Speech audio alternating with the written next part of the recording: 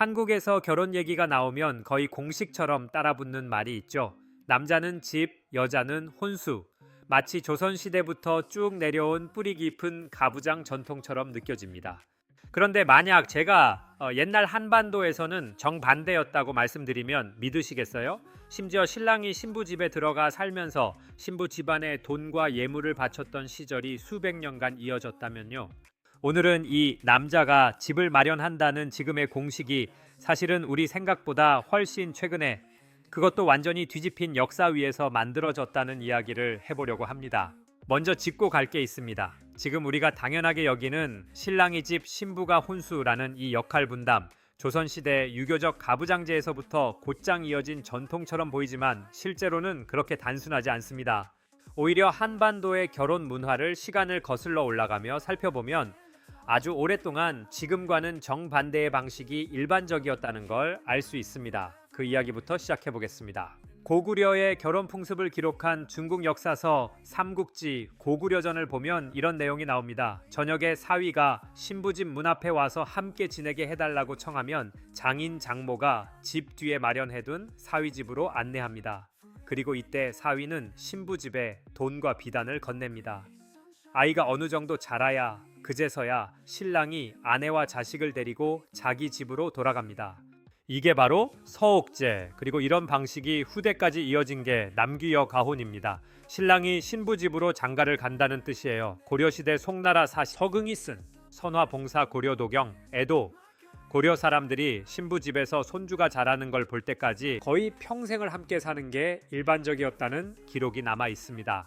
심지어 조선 초중기까지도 이 관행이 꽤 오래 이어집니다. 형편이 어려운 경우엔 아예 처가에 들어가 사위가 노동력을 제공하며 사는 솔서혼이라는 형태도 있었고요. 이 시기엔 재산도 아들, 딸 구분 없이 균등하게 상속됐고, 아들이 없는 집안에서는 사위나 외손이 제사를 지내주는 외손봉사 관행까지 있었습니다. 지금 기준으로 보면 꽤나 놀라운 모습이죠. 그럼 이 흐름은 언제 바뀌었을까요? 조선이 성리학을 국가 이념으로 삼으면서 아버지에서 아들로 이어지는 북의 혈통 중심의 질서, 즉 종법 제도를 강하게 밀어붙이기 시작합니다. 그리고 이 질서에 맞춰 신부를 신랑 집으로 데려와 혼례를 치르는 친형제를 국가 차원에서 장려하죠.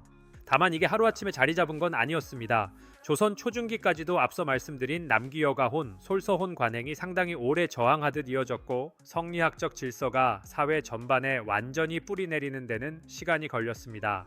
대체로 임진왜란 이후 조선 후기로 갈수록 이 친형제와 시집살이 문화가 본격적으로 자리를 잡았다고 봅니다. 이 과정에서 여성의 지위는 눈에 띄게 낮아집니다. 균등하던 상속은 아들 중심으로 기울고 이제 여성은 시집에 소속되는 존재로 여겨지기 시작하죠. 시집 간다는 말 자체가 이때부터 지금과 같은 무게를 갖게 된 셈입니다. 여기서 조심스럽게 하나 짚어야 할 부분이 있습니다. 조선 후기 이후 여성이 시집으로 들어가 살게 된 건 맞지만, 그렇다고 이게 곧바로 신랑이 집을 통째로 마련해야 한다는 지금의 공식으로 이어진 건 아니라는 겁니다. 정확히 언제부터 이 구체적인 역할 분담, 그러니까 신랑은 집, 신부는 혼수라는 공식이 굳어졌는지는 사실 명확한 기록으로 딱 떨어지지 않습니다. 다만 여러 정황을 종합해보면 이 관행은 조선시대의 유산이라기보다는 20세기 이후 특히 산업화와 도시화가 본격화되면서 자리 잡은 훨씬 근래의 현상에 가깝습니다. 농경사회에서는 애초에 집을 산다는 개념 자체가 지금과 달랐습니다. 그런데 도시로 인구가 몰리고 부동산이라는 게 사고파는 상품이 되고 아파트 값이 자산 형성의 핵심으로 떠오르면서, 그리고 여기에 예물과 예단을 주고받는 전통 혼례 관행이 결합되면서 자연스럽게 신랑 쪽은 목돈이 드는 집을, 신부 쪽은 상대적으로 규모가 작은 혼수를 맡는다는 식의 역할 분담이 사회적 관행으로 굳어진 걸로 보입니다. 조선시대의 뿌리 깊은 전통이라기보다는 근현대 한국의 도시화와 부동산 시장이 만들어낸 결과물에 더 가까운 셈이죠. 그리고 최근 들어서는 이 공식 자체가 다시 크게 흔들리고 있습니다. 집값이 상식적인 수준을 넘어서면서 신랑 혼자 집을 마련한다는 게 현실적으로 불가능에 가까워졌기 때문입니다. 그래서 요즘은 반반 결혼, 그러니까 양가가 자산 형성에 함께 기여하는 방식이나 전세 자금을 함께 마련하는 방식이 점점 더 흔해지고 있습니다. 결국 지금 우리가 알고 있는 결혼 관행도 시대 상황에 따라 계속 만들어지고 또 허물어지는 중이라는 걸 알 수 있습니다.